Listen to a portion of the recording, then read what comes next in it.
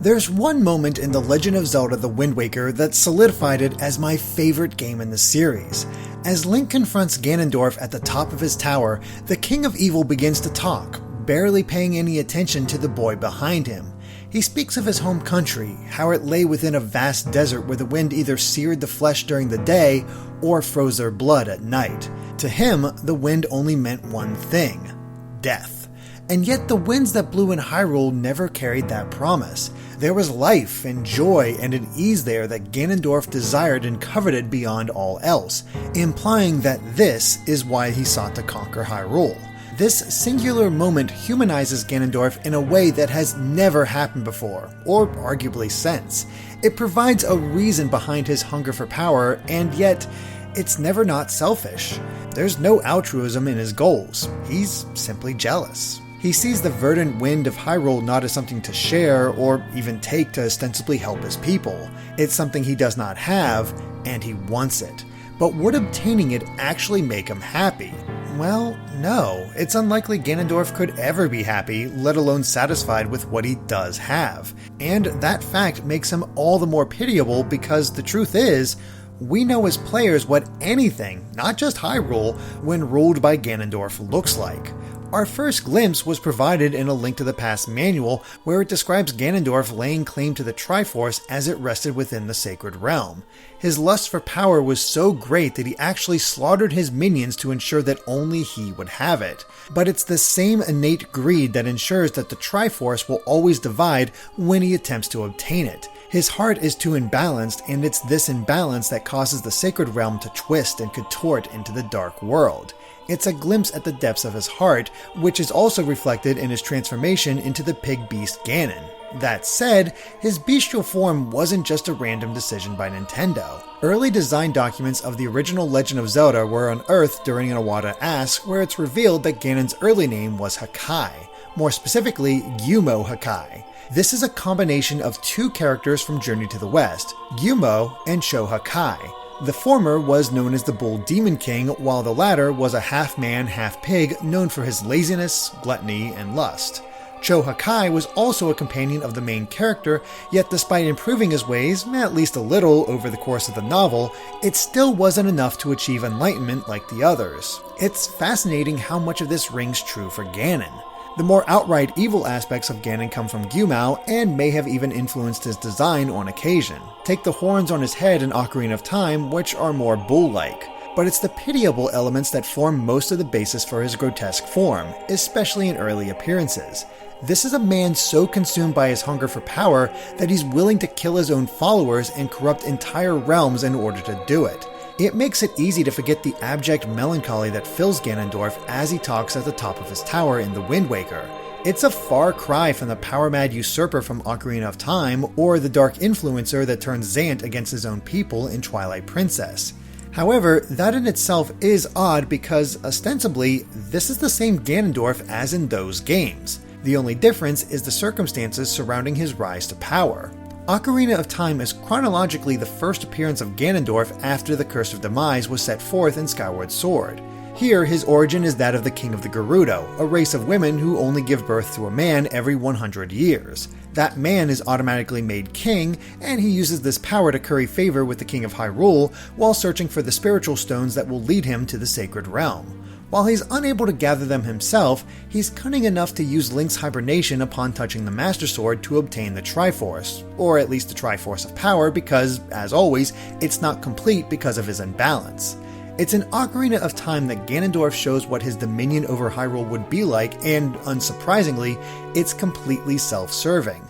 Castletown is devoid of life save for redeads, the Zora's domain is frozen over, Death Mountain is volatile and dangerous, anyone who might resist him has been put down through his minions and their homes corrupted. However, despite all of this death and perversion of the natural order, there is one outlier, Hyrule Field. At no point does his influence change the verdant greenery or soothing nature of its wind. While perhaps not intentional on the part of the developers, it does lend credence to Ganondorf's statement that he coveted Hyrule's wind. But of course, only he could enjoy it. The Ganondorf of Ocarina of Time is fresh and confident, convinced of his own power and plan. It's why he was able to bring Hyrule to its knees so easily while eluding the scrutiny of the King of Hyrule. At this point, no one knew what he was capable of. But then the time split happens where the next game in each timeline presents how Ganondorf would act given the actions of Link.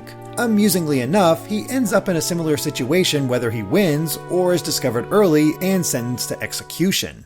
In both A Link to the Past and Twilight Princess, Ganondorf is sent to another realm where his corruption takes hold through a surrogate. The wizard Aghanim set his plan in motion in A Link to the Past, while Zant served the same purpose in Twilight Princess. But there's no depth to these versions, it's only the promise of another attempt at the Triforce and unavoidable bloodshed.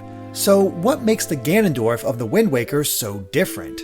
It all lies in his defeat.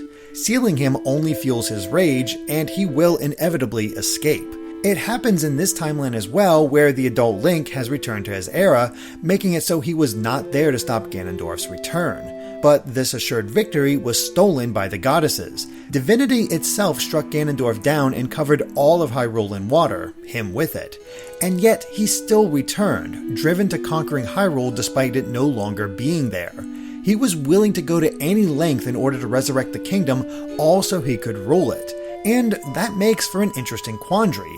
Here's a villain who wants to bring back what was lost to unite a people who's been separated by an entire ocean. But Ganondorf's selfishness is always at the forefront. He's stuck in the past, unable to move forward or beyond. And that's what makes him so different from Link and Zelda this time. He's not just a man seeking ultimate power. He's seeking the comfort of his youth, the one thing in his life that was filled with hope. But Link and Zelda are searching for a different hope, one with no ties to the old Hyrule beyond a name. And it's another old man, King Daphne's, who grants them the opportunity. His wish on the Triforce dooms Hyrule to a watery grave, and with his defeat, Ganondorf along with it. It appears that the only way to save Hyrule is to abandon it. And this hope continues well beyond Ganondorf's fall. New Hyrule is established, but has its own protectors in the form of the Lacomos and its own demon named Malladus. And yet the reincarnations of Link and Zelda are still able to defeat Malladus once and for all, convincing the Lacomos that there's no need to watch over the people any longer. As of this moment, and for all intents and purposes, New Hyrule has actually achieved true peace. If anything, Ganon is a lesson in how coveting the past leads to stagnation, and that ideal seems to be carried through into Breath of the Wild as well.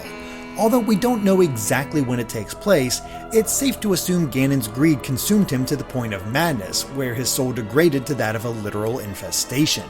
He was no longer a man or a beast, he was a force of nature known only as a calamity. All he knows at this point is the desire for Hyrule, and it's possible to assume that even his desire for fresh winds has been wiped away. After all, there are many spots in Hyrule where Ganon's miasmic influence can be felt beyond the castle. He is a corruption pure and simple, with no mind to really speak of.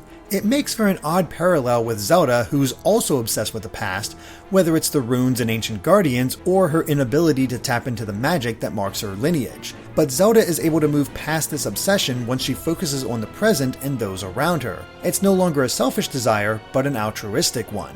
But Ganon's tale is not quite over in Breath of the Wild. While it's possible that more backstory could be uncovered in the upcoming Hyrule Warriors Age of Calamity, it seems inevitable that we'll learn more about him in Breath of the Wild's sequel. After all, the reveal trailer focused on what appeared to be the withered husk of Ganondorf himself, shed in order to let the Calamity take hold of Hyrule. What does his awakening mean in the trailer? What led him to taking such a desperate action? And will he be a confident conqueror or a wistful drifter clinging to the past? Just look back at the ending of The Wind Waker one last time. Ganondorf's last words mention how the wind is blowing. Even in death, he can't move on.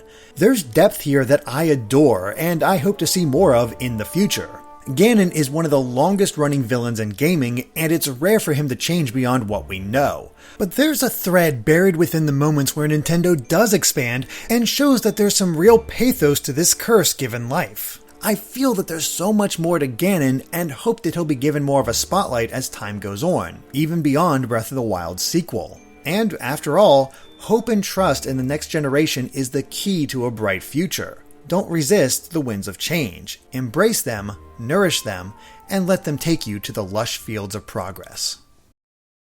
Thank you for watching. If you enjoyed this feature, please consider supporting us on Patreon at patreon.com/gvgaming so we can create more videos like this in the future. All of your support truly means the world, so we'll catch you on Good Vibes Gaming next time. Bye!